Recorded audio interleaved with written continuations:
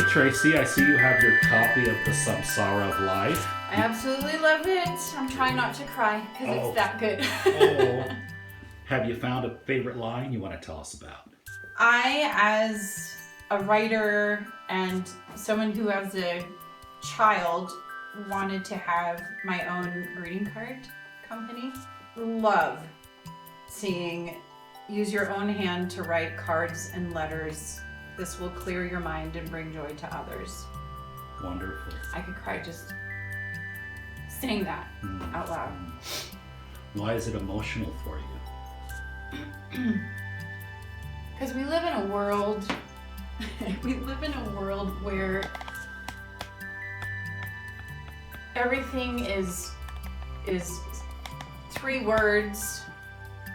Texting, while technology is great, we aren't putting our own heart and joys and gratitude onto paper. I think when I sit and I write someone a card, I'm much more sincere than if I send a quick text message. I think there's need for both of them where you can express love in person. You can do it on a card that you physically touch and then you send to another person. And we're much more, I think, in touch with our feelings when we write to someone versus sending a quick email or a quick text. And does a cat that keeps bothering you fit into the picture? Absolutely. Because everything is about relationship. It's about maintaining connections of closeness and authenticity. Yeah, everything is about relationship in this world. And we have to maintain relationships, even if they get messy. What I love about this piece is that you're gonna have a favorite line, a different one every day, because it's all based upon where you're at. So today, in this moment, I love that we fall asleep with our dreams, yet wake with our habits.